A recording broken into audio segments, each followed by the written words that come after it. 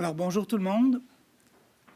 Je suis vraiment, je me sens privilégié d'être ici, puis je me sens surtout privilégié que vous soyez encore nombreuses et nombreux à cette heure-ci.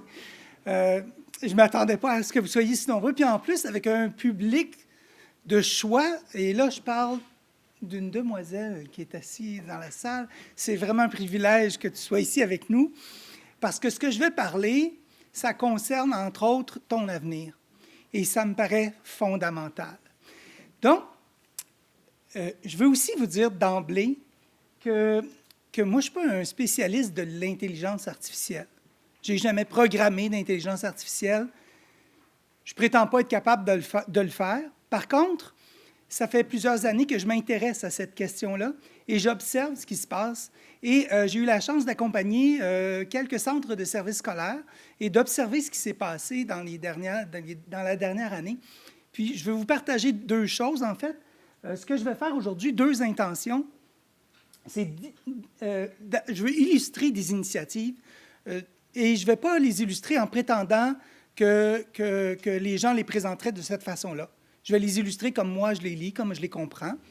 Et je veux vous proposer des pistes pour amorcer une réflexion éthique. En fait, il y a déjà plusieurs personnes qui en ont amené. Alors, je vais essayer de faire du pouce un peu sur ce qui a déjà été dit ou d'amener les éléments que moi, je peux observer.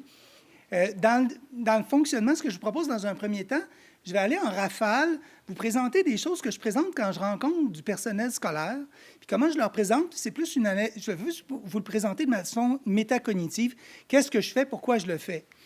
Donc, dans un premier temps, ce que j'essaie de faire avec les gens, c'est de leur présenter une définition simple de l'intelligence artificielle. Dans le fond, que l'idée, c'est d'essayer de reproduire l'intelligence humaine et qu'actuellement, il y a des gens qui commencent à avoir peur que ça arrive pour vrai. Okay? Et donc, c'est pour ça qu'il y a des gens qui disent « Oh là, il faut prendre le temps ». Donc, cette définition-là, c'est tout simple, c'est le Larousse, ce n'est pas une définition complète qui vient de la recherche, c'est vraiment une définition toute simple. L'idée, c'est de se faire une représentation de ce que c'est, parce que quand j'ai posé la question, à la Journée du numérique en éducation à l'automne, j'ai présenté ça ici. J'ai demandé aux participants si vous aviez à mettre des mots sur l'intelligence artificielle, ce serait lesquels? Juste ça, c'est vraiment fascinant de dire quels sont les mots qui reviennent. C'est quand même rassurant de voir que le mot algorithme est au cœur, est au centre. Donc, on comprend qu'on a une certaine littératie numérique qui permet de comprendre que c'est ce qui agit dans l'intelligence artificielle. Donc, déjà, on sait que c'est un calcul mathématique. Déjà, on est en quelque part. Mais quand on demande aux gens, si je suis dans le monde scolaire, puis je demande aux gens, vous avez un algorithme à expliquer à une jeune de, 10 ans, 8 ans? 9 ans maintenant. Si vous aviez à dire en des mots simples à un enfant de 9 ans, c'est quoi un algorithme? Là, j'ai demandé, levez la main, dites-moi, il y a des gens qui arrivent à le faire. C'est intéressant, mais c'est loin d'être la majorité des gens. Pourtant, on vit à l'ère du numérique et les algorithmes conditionnent chacun des gestes qu'on pose à chaque jour, plusieurs fois par jour. Mais si on ne sait pas, on n'est pas capable de définir ce qu'est un algorithme, bien, ça explique pourquoi actuellement, les adultes que nous sommes, collectivement, nous n'arrivons pas à encadrer l'intelligence artificielle et le numérique en général. Donc, ce que je propose aux gens, c'est l'allégorie de la recette de crêpes que vous connaissez sûrement. Et si vous voulez en savoir plus, bien, il y a des gens qui sont amusés à bien l'étayer. Donc, l'idée qu'on peut créer une recette et qu'il y a plusieurs façons de créer cette recette-là et que tout le monde, on arrive avec des crêpes à la fin. Mais même moi, quand je fabrique des crêpes, elles ne goûtent jamais la même chose. Mais les algorithmes, c'est pareil. Puis elles peuvent être biaisées. Donc, c'est l'idée d'amener le concept de biais à travers cette explication-là qui fait en sorte qu'on comprend pourquoi nos recettes ne sont pas toutes pareilles à la fin. Et donc, elles peuvent être très, très bonnes, mais parfois très, très peu réussies aussi.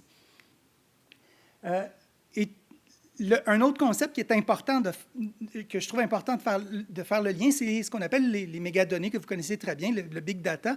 C'est de prendre aux gens, de prendre la mesure de ce que ça représente, mais aussi de prendre, quand on dit qu'on n'a pas le contrôle sur les algorithmes, c'est prendre conscience que la majorité des algorithmes dans le monde sont contrôlés par quelques entreprises très grosses qui ont des pouvoirs financiers plus grands que plusieurs États dans le monde.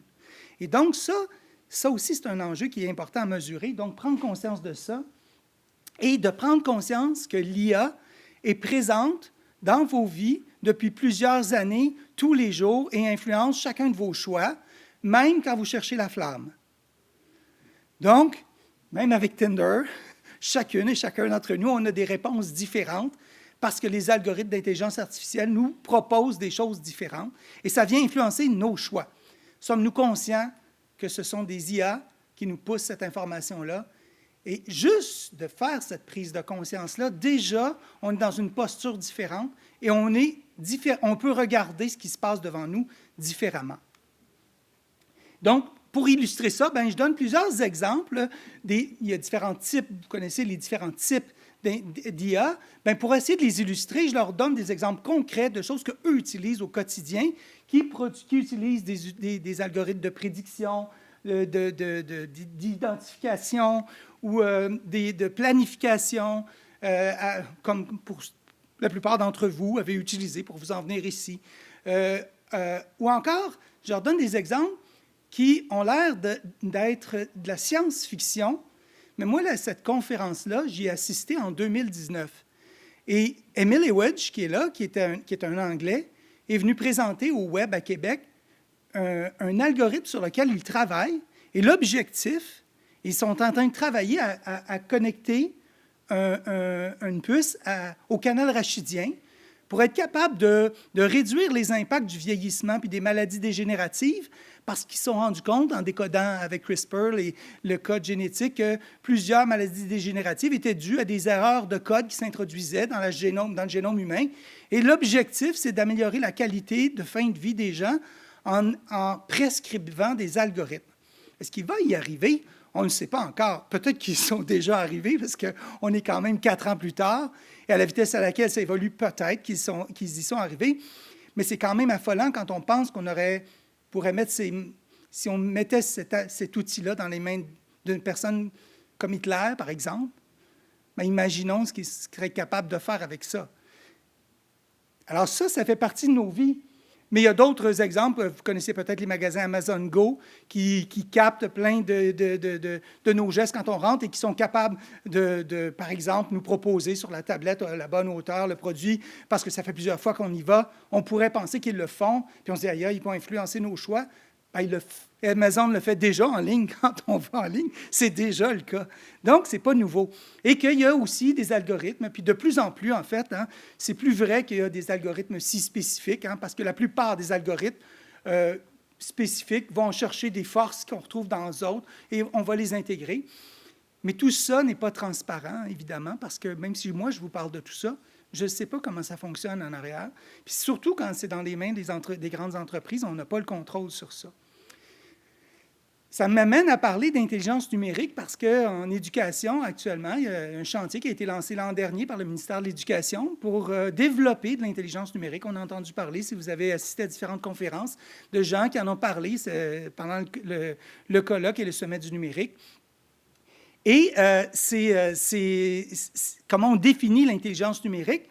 En fait, c'est l'idée de combiner l'intelligence d'affaires avec l'intelligence artificielle pour arriver à des données qui vont accompagner la décision.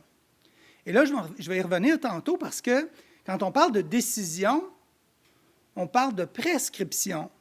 Et là, quand on parle de prescription, parce que si on dit on va combiner, par exemple, l'intelligence d'affaires et qui est plus factuelle, qui est plus basée sur les données qu'on connaît, on va essayer d'utiliser des données prédictives qui nous mènent vers l'avant pour aller vers de la prescription. Et là, ça veut dire que c'est quel type de prescription on va donner. Puis, si vous avez eu la chance d'assister à la présentation de Stéphanie Demers ce matin sur l'humilité épistémique en recherche, il y a énormément d'enjeux dans la prescription. Et donc, ça nous soulève toutes ces questions-là. Mais je ne suis pas tout à fait certain que la majorité des acteurs dans le réseau scolaire portent ces enjeux-là ou sont conscients de ces enjeux-là. J'ai travaillé l'année dernière avec Marie-Josée Villeneuve du Centre de services scolaires des Rives du Saguenay. Et avec Marie-Josée, c'est intéressant parce qu'elle est responsable de l'utilisation des données puis de l'utilisation des algorithmes d'intelligence artificielle. Elle a cette fonction spécifique dans son centre de service scolaire et elle relève directement de la direction générale. Et son rôle, bien, on s'est mis ensemble pour donner une formation aux directions d'établissement, de son établissement, pour amener aussi, à travers ça, une certaine littératie de ce qu'ils sont en train de faire, mais aussi une réflexion éthique qu'on a pu faire ensemble. Alors, vous le voyez, eux, ce qu'ils tentent de faire aussi, c'est de combiner ces différents algorithmes-là dans le but d'arriver à une analyse prescriptive. Hein? Donc, d'avoir des prescriptions de pratiques pédagogiques, donc, qui diraient, voici ce qu'il faut faire. Et dans la façon dont ils fonctionnent, eux, bien, ils se sont donné des objectifs, ils ont un comité de pilotage, ils ont développé un modèle de prédiction, ils sont associés à une firme pour le développer et ils vont, leurs objectifs, donc, leurs données plutôt sont liées à l'assiduité, au comportement, à la performance, au profil scolaire, puis aux caractéristiques sociodémographiques. Et tout ça dans le but, comme on le disait, d'arriver à de la prescription. Ils travaillent à tous les niveaux de leur système scolaire. Donc, autant il n'y a peut-être pas le préscolaire, mais tout le primaire, le secondaire, puis même en formation générale des adultes et en formation professionnelle, on vise à utiliser ces données-là pour accompagner. Et donc, bien sûr, l'intention est très louable, elle est vertueuse. On veut prévenir le décrochage scolaire, assurer la diplomation et donc assurer la réussite scolaire des élèves le plus possible. C'est ce qu'on vise. Hein, dans ces trois paliers-là. Et pour y arriver, attendez, avant d'y aller, ce que je veux dire, c'est que j'ai écrit à Marie-Josée hier, elle m'a répondu, parce qu'on s'était vu au printemps de l'année passée, ou même à l'hiver de l'année dernière, et je lui demandais où est-ce qu'ils en sont rendus.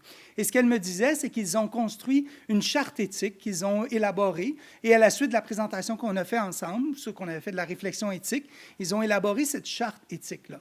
Ce que je n'ai pas eu le temps de lui demander, puis elle m'a dit qu'elle a commencé un accompagnement, c'est quel type d'accompagnement on fait? Est-ce que c'est seulement auprès des directions d'établissement ou si toutes les personnes qui pourraient éventuellement avoir accès à ces données-là sont impliquées dans une démarche de réflexion éthique? Parce qu'au-delà des principes, des chartes et tout ça, le plus important, puis Viviane, tu le disais tout à l'heure, c'est le dialogue, c'est la discussion qu'on a autour de ça, parce qu'au fond, le vrai enjeu, il est au niveau des valeurs, parce que les comportements sont davantage prescrits par des valeurs que par des données. Et ça c'est vraiment important de faire cette distinction-là entre les deux. Donc, c'est là où ils en sont, mais c'est quand même intéressant, sauf que je n'ai pas vu beaucoup de centres de services scolaires qui ont fait une démarche similaire jusqu'à maintenant.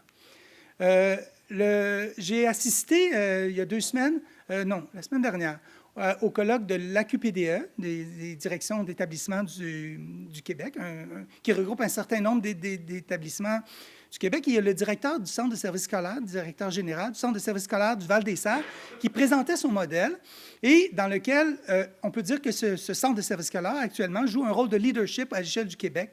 Ils ont fédéré plusieurs centres de services scolaires pour s'embarquer, pour réfléchir ensemble, pour essayer d'avancer, pour développer des modèles prédictifs dans le but de prévenir le décrochage scolaire et l'abandon et assurer, ou en tout cas favoriser la réussite scolaire.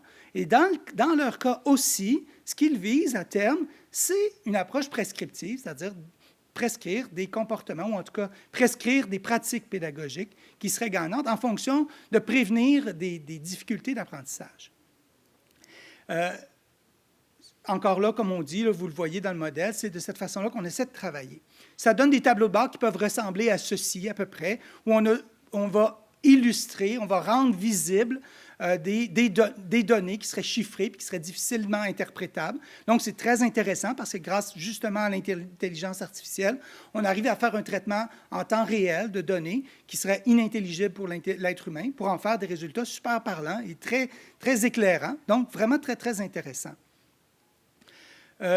Toutefois, il y a des enjeux que ça pose, plusieurs enjeux. Entre autres, peut-être vous le connaissez, peut-être vous en avez entendu parler, mais la Commission d'accès à l'information du Québec a fait une enquête et a émis un jugement avec des obligations pour le centre de services scolaires du Val-des-Serres, justement. Et, entre autres, une des choses qui était intéressante, puis tu as un peu parlé, Viviane, tout à l'heure, c'est une donnée que je pense que tous les gens qui sont impliqués dans ce procédé-là n'avaient pas mesuré. Puis moi, je me suis assis avec le directeur général, j'en parlais tantôt, du centre pas le directeur général, mais le secrétaire général du centre, et qui est directeur général adjoint du centre de services scolaires de Saint-Hyacinthe. Et on a regardé ensemble le jugement. Et lui, il était vraiment étonné de dire, ah, on avait des autorisations parentales pour la collecte de données, mais ce qu'on n'avait pas, ou ce qu'on n'avait pas mesuré, c'est que les données qu'on allait générer avec l'IA devenaient une nouvelle collecte de données et qu'il fallait avoir une autorisation aussi des parents pour collecter ces données-là ou des jeunes de plus de 14 ans, et que cette autorisation-là, si on veut la collecter, il faut être capable de rendre ça intelligible aussi pour les parents. Et donc, ça devenait un très grand défi. Juste ça devient un très grand défi de s'assurer qu'on fait comprendre ce que ça veut dire concrètement, cette génération de données. Mais en plus, dans le jugement, je ne l'ai pas mis, là, mais il y a d'autres éléments qui sont vraiment éclairants et très intéressants. C'est que tantôt, tu parlais de dépersonnalisation des données, mais en fait, ce que la Commission dit, c'est que la dépersonnalisation, ce n'est pas suffisant parce qu'on est capable de régénérer les données qui permettent d'identifier les élèves. Il faut une approche d'anonymisation qui est différente, qui était difficilement faisable, en tout cas dans le jugement, ça semblait dire que c'était plus difficile à faire. Donc, voyez-vous, déjà, il y en a d'autres enjeux qui touchent à ces renseignements personnels et qui sont des grands défis à relever pour les organisations scolaires, surtout quand on pense aux plus petites organisations scolaires qui n'ont pas tout le temps les compétences pour être capables de comprendre ça. Donc, le centre de services scolaires dont je vous parlais, je l'ai accompagné aussi. On a réfléchi, ils ont mis en place un comité, ils ont fait venir des gens pour réfléchir, pour comprendre un peu ce qu'ils faisaient. Et eux, ce qu'ils ont décidé de faire, c'est de prendre un pas de recul par rapport à ça. OK? Un pas de recul pour différentes raisons, entre autres en raison du jugement qu'on a vu, mais aussi pour d'autres raisons. Essentiellement, ce qu'ils ont dit, c'est qu'on souhaite déjouer l'algorithme, mais rien n'est moins certain à raison des risques élevés liés à la prophétie autoréalisatrice, c'est-à-dire l'effet Golem, le contraire de l'effet, je ne le dirai pas, aidez-moi, le contraire de l'effet... Pygmalion, merci, excusez, je cherchais mes mots, merci pour mon accès lexical. Donc, le contraire de l'effet Pygmalion, l'effet Golem, qui dit que si je crois que l'effet Golem, si je crois que tu n'es pas capable de réussir, c'est à peu près certain que tu ne réussiras pas. À l'inverse, si je crois que tu es capable de réussir, bien, c'est à peu près certain que tu vas réussir. On sait très bien que tout ça est un phénomène plus complexe que simplement de le dire, mais il reste que c'est tout à fait fondamental. Mais ce qu'on n'arrivait pas à dire, c'est que ces algorithmes-là, même si on était capable de prédire, il pourrait avoir l'effet tout à fait contraire, même si on voyait une donnée qui nous permettait d'identifier un élève. Je vous donne un exemple très concret. Je connais des enseignantes ou des enseignants qui, dès le mois de septembre, sont déjà en train d'identifier dans leur groupe les élèves qui vont redoubler. Alors, s'ils ont des données liées à un mécanisme comme ça qui vient prouver qu'ils ont raison, en tout cas leur donner l'impression qu'ils ont raison, bien, ils vont encore moins croire en leurs élèves et ils vont tout faire pour faire sortir ces élèves-là. Et dans le fond, ce que ça vient toucher, c'est leur propre effet Pygmalion à eux, parce que c'est leur propre sentiment de compétence qui est attaqué. Et donc, pour se protéger, c'est un mécanisme de protection. Donc, même si on avait des données justes qui nous permettent d'identifier les élèves, ce n'est pas garanti que ça ne va pas faire l'effet exactement contraire de ce qu'on recherche. L'autre raison principale, c'est que actuellement, les données qui sont collectées, utilisées, ne sont pas des données qui sont liées à des effets de causalité. C'est toutes des données qui sont liées à des résultats ou des constats qui sont en présence, mais on n'a pas, à l'aide des algorithmes, on n'est pas capable de créer des effets de causalité et donc de savoir quelle est la bonne action à poser sur la cause, puisqu'elle peut être multiple, la cause qui amène le même résultat chez différents élèves. Donc, pour ces raisons principales, pour le moment, ils ont dit on ne voit pas encore assez le gain, il n'y a pas un gain assez notable pour qu'on puisse continuer pour le moment. Ça ne veut pas dire qu'ils ne vont pas y arriver, mais ils veulent continuer d'y réfléchir, mais ils veulent prendre un pas de recul par rapport à ça. Je vous parlais d'éthique. Je veux terminer en vous disant qu'on est chanceux parce qu'au Québec, quand j'accompagne des centres de services scolaires, je reviens toujours en leur disant qu'au Québec, on a le programme d'éthique et culture religieuse qui nous indique comment on peut faire de la réflexion éthique et que le programme Culture et citoyenneté québécoise va continuer de faire ça. Donc, on peut s'appuyer là-dessus. On a déjà des compétences qu'on peut développer. Dans les repères, vous avez parlé de la Déclaration de Montréal. J'ai eu la chance de participer à cet exercice-là. Je trouve que c'est intéressant pour des développeurs en général, mais en éducation, je ne trouve pas que c'est si éclairant. J'aime beaucoup mieux les recommandations de l'UNESCO sur l'éthique de l'intelligence artificielle, notamment les 4 valeurs, les 10 principes, et ça vous revient à ce que je disais tout à l'heure. D'abord et avant tout, ce qui prescrit nos comportements devrait d'abord passer par un dialogue autour de nos valeurs et de ce qu'on va en venir. Alors, je ne connaissais pas ce que vous avez fait, alors je suis très intéressé par découvrir ce que vous avez fait, parce que je pense que ça allait beaucoup dans la même direction que ce qu'il y a ici. Et donc, c'est ce que je vous propose. Au Sommet du numérique, vous pourrez le voir dans la présentation, vous avez accès à la présentation. Vous allez voir, c'est ce que les enjeux et le potentiel que voyaient les participants lors de l'animation que je vous ai fait. La présentation, elle est disponible si vous voulez l'utiliser, ne vous en ai pas. Merci beaucoup.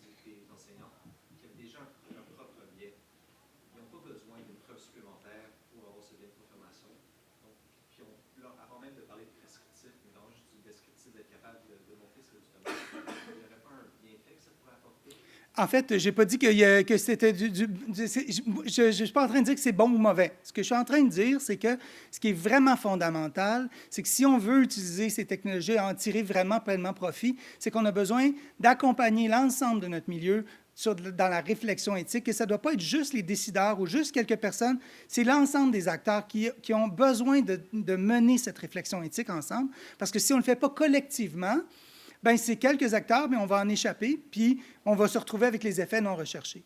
Donc, ce que je suis en train de dire, c'est qu'on a besoin de développer pour tirer profit, parce qu'on les a vus, les tableaux de bord, l'efficacité que ça nous donne, c'est essentiel pour nous aider, nous éclairer, mais il faut faire attention à la réflexion éthique collective, puis ce qu'on a besoin aussi, c'est de faire attention à ce qu'on voudrait faire dire à ces données-là qu'elles ne disent pas. Oui, Simon.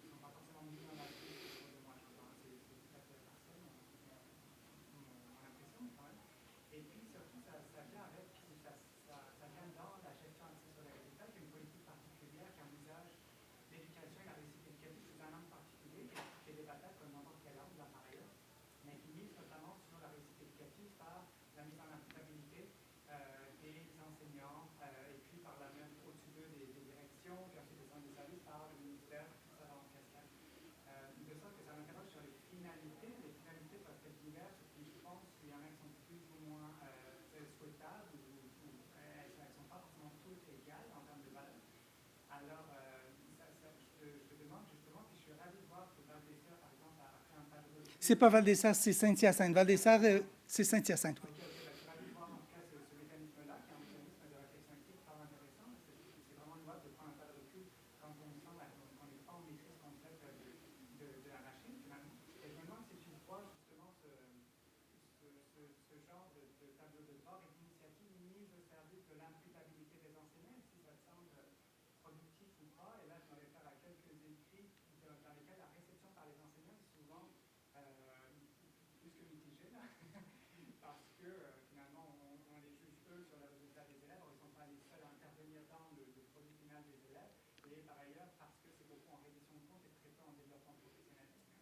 Exactement. En fait, je n'ai pas beaucoup pu observer l'utilisation réelle de ces tableaux de bord, mais c'est une chose que je prédis, c'est-à-dire que je prédis que quand les syndicats vont prendre vraiment conscience de ce que ça veut dire, les données qui sont là, c'est assurément qu'ils vont être contre. Parce qu'on va pouvoir cibler exactement pas les interventions inadéquates, mais les personnes qui ont un effet. Et donc, ça peut vouloir dire qu'on va dire attention, parce que là, vous ciblez moi, mais il y a peut-être d'autres facteurs et tout et tout. Et donc, on voit tout de suite que ça pose des enjeux de ce côté-là, effectivement, aussi.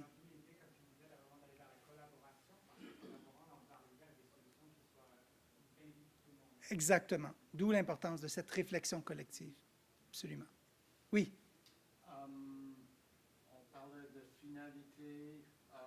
Deux questions, mais il y a une madame qui est intervenue ce matin en parlant des modèles de prédiction. Elle disait, ben nous, les professeurs au primaire, on sait après un mois ou 2 mois, c'est pas mal sûr, c'est quels étudiants qui ont des problèmes. On signale à l'administration avant qu'il se passe. On introduit une machine qui fait les mêmes prédictions, qui les corrobore avec ce que nous on connaît déjà. Puis là, il y a des interventions. Donc, il y a comme deux problématiques. Un, c'est est-ce que ces modèles de prédiction sont mieux? Est-ce qu'il y a une comparaison qui était faite avec simplement demander des profs, c'est quoi leur prédiction? C'est quoi celui de la machine? À quel point c'est mieux? Et le deuxième, est-ce cette idée d'intervenir sur les résultats? En fait, je ne sais pas. Je ne sais pas ce qui a été fait. Je ne suis pas capable de répondre à ces deux questions-là. Donc, mais oui, c'est de très bonnes questions à se poser. Ce sont de très bonnes questions. Oui. Merci beaucoup pour la présentation, c'est apprécié. Je voulais revenir vers le schéma en fait du comprendre, prédire, puis le troisième là, que je me souviens plus, comment? Prescription. Prescription, exact, oui, c'est ça. La question que je me pose, c'est quand est-ce qu'on peut le transférer en fait d'une idée à une autre dans la situation, par exemple, on fait Val des Serres, là, qui eux sont vraiment dans une espèce de concept de prédire en fait le décrochage scolaire. Quand est-ce que justement on peut transiter et dire ok, maintenant on comprend assez bien le décrochage scolaire, on peut maintenant tenter de le prédire, parce que j'ai l'impression que c'est comme la ligne est mince dans cette compréhension-là, puis les données en fait sur lesquelles on va se baser pour prédire le décrochage. Mais en fait, ce que j'ai en train de dire, moi, je ne suis pas impliqué directement dans le travail qu'ils font. Ce que j'entends dans ce qu'ils disent, c'est qu'actuellement, ils commencent à avoir suffisamment de données de collecter pour être capables de faire fonctionner adéquatement les algorithmes de prédiction. Et donc, ça veut dire que plus ils vont collecter des données, plus cette efficacité-là devrait se raffiner, en fait. OK? Et là, eux, ils disent qu'ils sont présentement dans leur stade de développement. Ils sont à l'étape prédictive, mais ils ne sont pas encore à l'étape prescriptive. Mais je doute qu'ils y arrivent vraiment, étant donné qu'on n'a pas de données sur les causes. Ou s'ils y arrivent, moi, je vais vraiment me questionner énormément sur ces prescriptions. Mais c'est ça, justement, en fait, c'est un peu ça ma question, c'est où est la ligne, puis qui définit cette ligne-là de transiter, surtout dans les commissions, dans les centres de services scolaires. Là, parfois, j'ai l'impression que c'est très administratif sans être nécessairement basé sur la donnée probante, les états scientifiques. Bien, je ne suis pas un spécialiste du droit, des lois, des règlements, mais je sais que ça passe par les politiques. Les centres de services scolaires doivent se donner des politiques et puis ils ont besoin de revoir leurs politiques. Mais c'est dans le processus qui va amener à la révision des politiques qui est important selon moi. Parce que si on fait juste reviser nos politiques puis on se met des encadrements, mais qu'il n'y a pas de réflexion collective, qu'il n'y a pas de démarche d'accompagnement dans la compréhension, dans la mise en application de ces politiques-là, ben, on risque d'avoir des politiques qui vont être louables, mais qui vont être inintelligibles ou inapplicables. Oui.